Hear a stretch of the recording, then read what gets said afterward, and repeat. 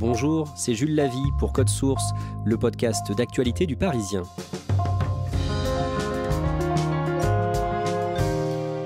Plusieurs médias, dont Le Parisien, ont évoqué le sort d'un habitant de Seine-Saint-Denis emporté par le Covid en quelques semaines. Karim Azaoui avait 48 ans, il était le père de 3 enfants. Sur son lit d'hôpital, en décembre, à Montreuil, cet homme non vacciné a fait le choix de parler à une caméra de l'agence France Presse pour prévenir celles et ceux qui, comme lui, avaient des doutes sur le vaccin.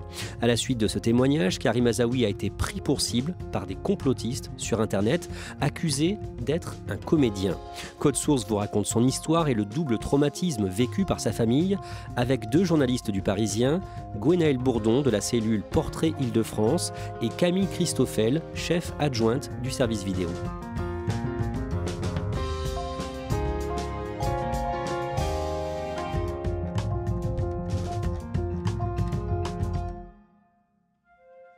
Gwenaëlle Bourdon, le mercredi 5 décembre, vous êtes en reportage au Lilas, en Seine-Saint-Denis, où Karim Azaoui travaillait à la mairie, et tout le monde vous décrit un homme sympathique. Un homme enjoué, attentif aux autres, travailleur, serviable. Son vrai prénom, c'est donc Abdelkrim, mais tout le monde l'appelle Karim, et c'est comme ça qu'on l'a d'ailleurs appelé dans les articles qu'on a faits. Et dans ce podcast, nous appellerons nous aussi cet homme par son nom d'usage. Camille Christoffel, vous êtes à distance. Camille, pendant qu'il était sur son lit de mort, Karim Azaoui a été victime d'une forme de harcèlement sur Internet. On dit de lui que c'est un faux patient, que c'est un comédien, qu'il est payé par le gouvernement. Il est vraiment victime de moqueries incessantes quand il est hospitalisé. Gwenaëlle Bourdon, qui est Karim Azaoui ? Alors Karim Azaoui, il était employé municipal dans la ville des Lilas, là où vit encore une partie de sa famille et notamment sa mère. C'est un homme sans histoire qui a grandi là, dans une cité populaire à quelques minutes du centre-ville. Il travaillait depuis environ 20 ans comme agent municipal. Il a occupé plusieurs postes, mais le dernier qu'il occupait, c'était celui de magasinier au service entretien de la ville. Il apportait du linge, du matériel dans différents établissements municipaux des Lilas.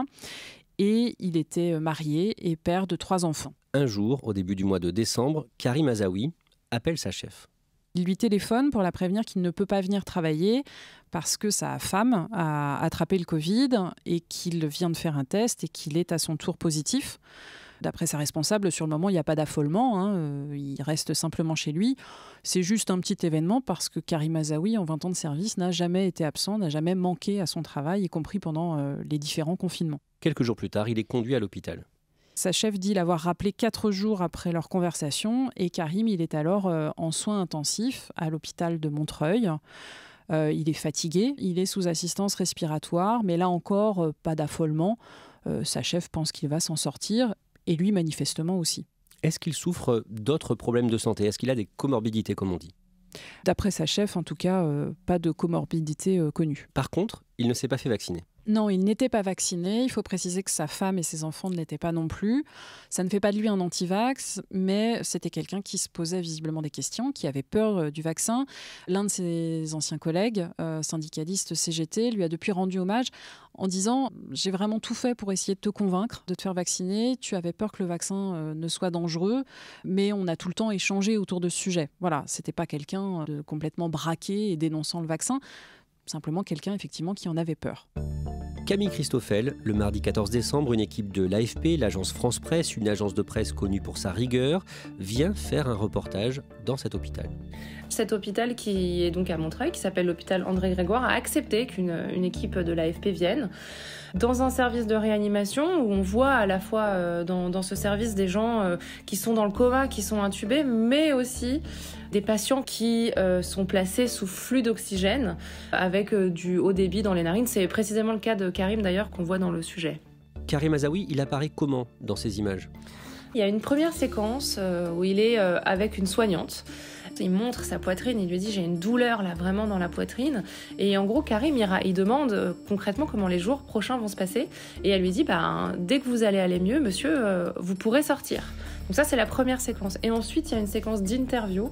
Et là, il a ces phrases, il raconte en fait que malheureusement, personne n'a été vacciné chez lui, que c'est sans doute la peur du vaccin qui l'a empêché de se faire vacciner, que en fait, il a entendu des choses, que le vaccin pouvait avoir des répercussions.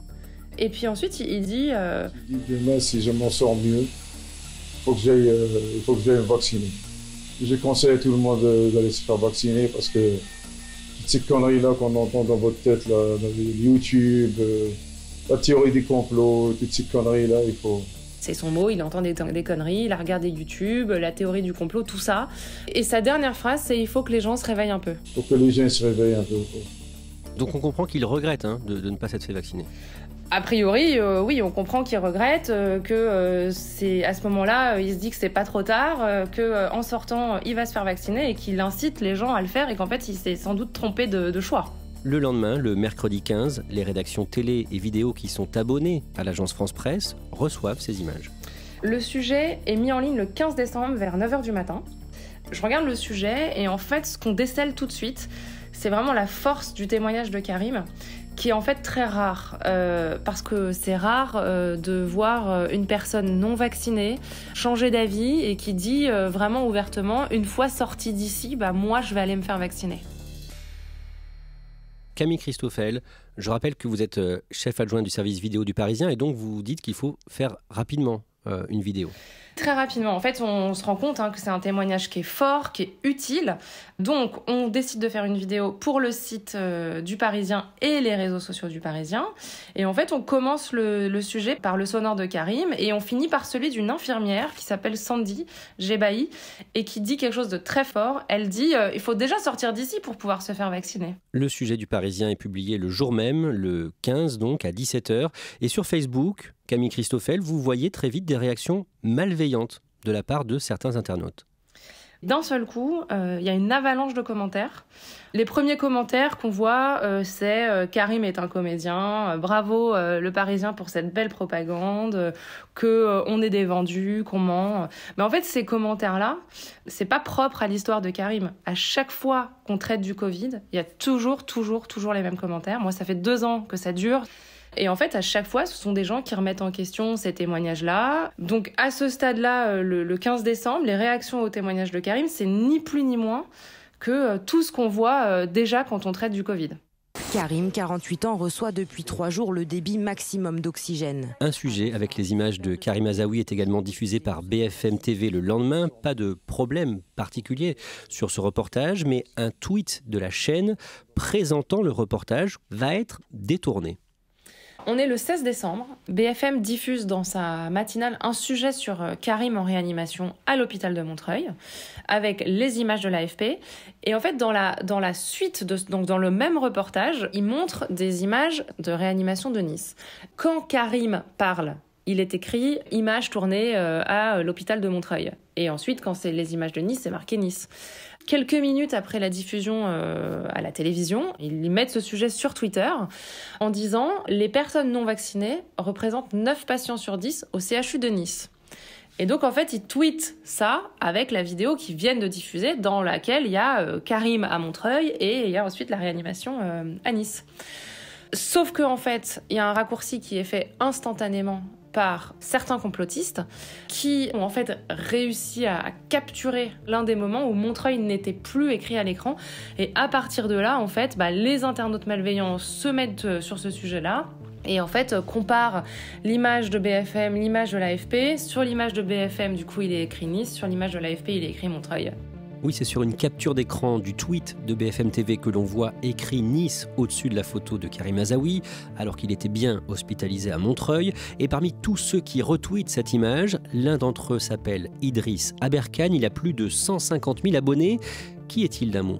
Alors Idriss Aberkane, c'est l'un des porte-voix, l'une des égéries des antivax depuis le début de la crise sanitaire.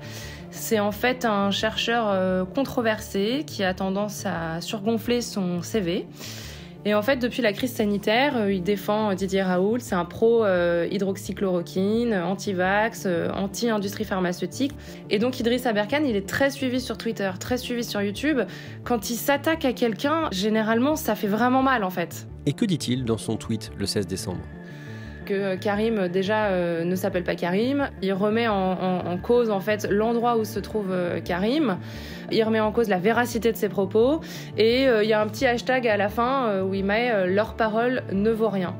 Un autre internaute influent, l'avocat Fabrice Divisio, avocat du professeur Didier Raoult, que l'on a beaucoup vu dans l'émission de Cyril Hanouna touche pas à mon poste, Fabrice Divisio, lui aussi, relaie un message similaire. Fabrice Divisio, exactement comme Idrissa Berkane, il remet en cause la véracité des propos. Il dit que c'est pas possible qu'il soit à Nice et à Montreuil. Il termine son tweet avec un emoji qui se marre. Ces messages sont très largement relayés. Très très relayés, parce que ce sont des gens qui sont très suivis.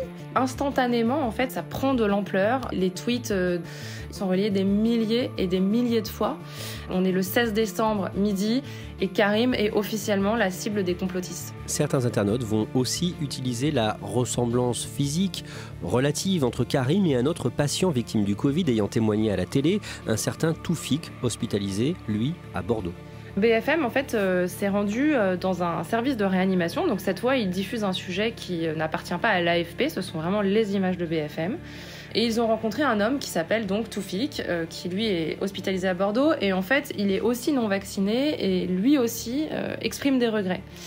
Et certains ont noté une ressemblance physique avec Karim.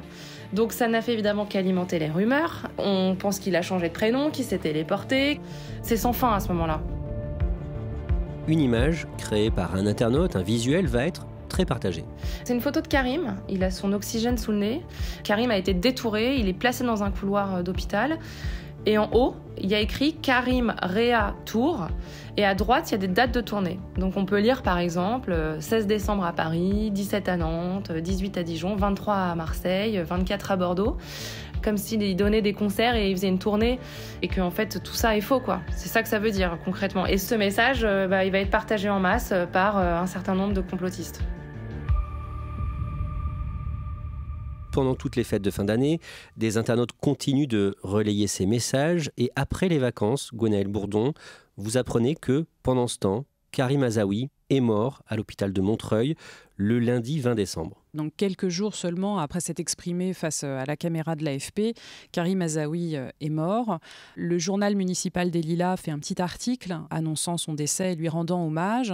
Et ce petit article va être repris par un certain nombre d'internautes qui, eux, cherchent à contrer justement le déferlement de messages complotistes. La nouvelle se répand sur un certain nombre de réseaux sociaux, ce qui va conduire notamment le quotidien Libération à faire aussi un article confirmant ce décès. Camille Christoffel, les sœurs de Karim Azaoui écrivent à la rédaction du Parisien. Le 28 décembre, on reçoit un mail à la rédaction du Parisien de la part de Yasmine, qui est la sœur de Karim. Elle nous raconte en fait que son frère se fait lyncher suite à notre interview. Elle précise vraiment l'interview du Parisien, qu'il a été interviewé dans un moment de maladie et de faiblesse, et en fait que la famille, et on peut les comprendre, a besoin de faire son deuil, et nous demande de faire en sorte que le lynchage s'arrête et de supprimer toute publication le concernant. Vous refusez de retirer la vidéo. Expliquez-nous ce choix de la rédaction du Parisien. Déjà, ce ne sont pas nos images. Ces images, elles ont été tournées par l'AFP. Donc, quand la famille nous a demandé d'enlever ces images, on a appelé l'AFP pour connaître les circonstances du tournage. Il nous a été précisé que Karim était lucide au moment du tournage, que l'interview a été réalisée dans des conditions normales, qu'il a donné son accord et qu'il savait exactement ce qu'il faisait à ce moment-là. C'est un sujet informatif, ça dépasse finalement Karim, puisqu'en fait le témoignage est tellement fort que c'est devenu un peu un symbole. Je pense, et on est d'accord à la rédaction du Parisien, qu'il ne faut pas retirer ces images-là, que ça va desservir le propos, que ça risque d'enrichir celui des complotistes. Et donc voilà, on essaye de trouver un terrain d'entente tout en faisant extrêmement attention à ces sœurs qui sont évidemment très très peinées. Enfin, et c'est au-delà de ça en fait. Mais au final, en discutant, on décide de laisser ces images parce qu'on pense qu'elles sont importantes et elles veulent dire quelque chose. Gwenaëlle Bourdon, à partir de là, vous allez préparer un article sur Karim Azaoui, son portrait pour le Parisien, et vous échangez, vous aussi, avec les sœurs de Karim. On avait demandé à les rencontrer pour pouvoir recueillir leurs témoignages dans le cadre du portrait qu'on souhaitait faire de Karim Azaoui. Et ses sœurs ont refusé. Elles ont préféré nous envoyer un message écrit. Je pense qu'elles se sont vraiment fait violence pour écrire ce message. Dans ce message, les sœurs expliquent qu'elles auraient préféré qu'il n'y ait plus du tout d'articles sur leur frère, mais que puisqu'on fait un portrait, il est important qu'elles témoignent. Bonjour. Malgré le fait que nous aurions aimé que tous ces articles à son sujet cessent, afin de pouvoir vivre notre deuil en paix et éviter tout ce lynchage médiatique, il est de notre devoir de parler de notre frère pour son portrait. car aucune personne n'est mieux placée que nous pour le décrire. Notre frère était une personne gentille, aimante et appréciée, très serviable envers tous, toujours là pour nous. Il se rendait tous les matins à la maison auprès de notre mère pour prendre son petit déjeuner, et tous les midis pour déjeuner avec elle. Un papa poule, fusionnel avec ses enfants, et un mari attentionné. Il était une personne très joyeuse et entière. Merci de préciser également, et nous y tenons, qu'il n'était pas et n'a jamais été un anti-vax. Il se posait des questions, oui, comme beaucoup de Français. Nous souhaitons respecter sa mémoire et que toutes ces théories absolument fausses et aberrantes à son sujet cessent. Elles tiennent évidemment à rappeler qu'il a toujours été hospitalisé à Montreuil, qu'il n'était pas un comédien, que c'était un vrai malade, dont l'issue a été tragique. Et vous allez en reportage au Lilas, où travaillait Karim Azaoui et où il a longtemps vécu, c'est ce qu'on disait au début de cet épisode de Code Source, et vous en apprenez plus sur lui, sur cet homme que tout le monde regrette.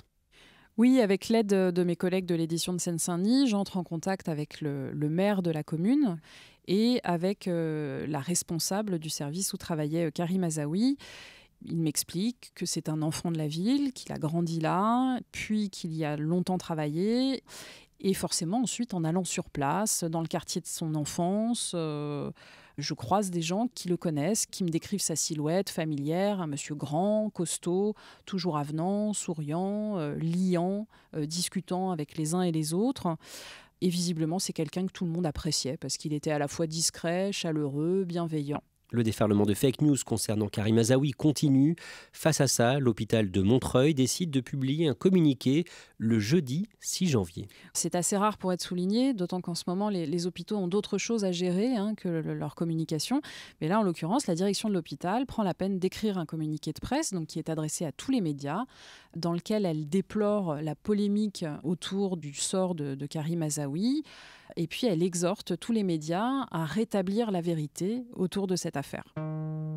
Gwenaëlle Bourdon, Camille Christoffel, vous co-signez toutes les deux ce jour-là, le 6 janvier, un article racontant l'histoire de Karim Azaoui. Le titre de cet article, à retrouver sur leparisien.fr, « Ils veulent laver l'honneur de Karim non vacciné, mort du Covid et cible des complotistes ». Camille, est-ce que vous savez comment ces sœurs ont réagi à votre article ? Elles m'ont envoyé un message pour me dire qu'elles avaient été touchées par le portrait du Parisien, qu'on avait respecté ce qu'elles nous avaient transmis. Et aujourd'hui, du coup, elles ont plusieurs combats. Le premier, c'est de rayer en fait le mot anti-vax à côté de leur frère. C'est-à-dire que pour elles, ce n'est pas un anti-vax et donc on ne peut pas dire que c'en est un. Elles sont vraiment dans une démarche aujourd'hui de faire leur deuil et que en fait, cette période horrible qu'elles viennent de vivre, encore une fois, ce sont leurs mots, soit le plus vite possible derrière elles. Gwenaëlle Bourdon, dans cet épisode de Code Source, on voit bien que témoigner dans un média national aujourd'hui, c'est risquer de se faire harceler sur Internet à travers la France. Malgré ça, est-ce que pour vous, Karim Azaoui a eu raison de parler à la caméra de l'agence France Presse ? Les sœurs de Karim Azaoui considèrent que leur frère n'aurait pas dû parler à la caméra de l'agence France Presse, que ça a été un cauchemar dans le cauchemar. Karim Azaoui, lui, il avait fait le choix de s'exprimer dans une situation où il était affaibli, malade. Il a décidé de faire passer un message. Évidemment, il n'imaginait pas les conséquences que ça pourrait avoir ensuite pour lui. Mais s'il l'a fait à ce moment-là, c'est qu'il jugeait qu'effectivement, c'était très important et qu'il fallait entendre sa parole.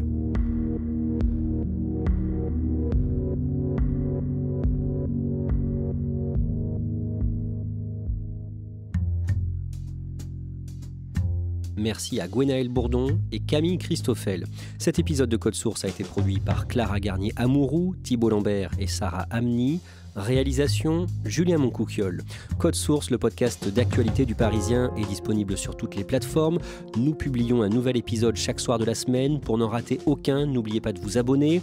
Et puis si vous aimez Code Source, n'hésitez pas à laisser un commentaire sur votre application audio préférée. Et vous pouvez aussi nous écrire directement pour nous faire vos retours. codesource@leparisien.fr.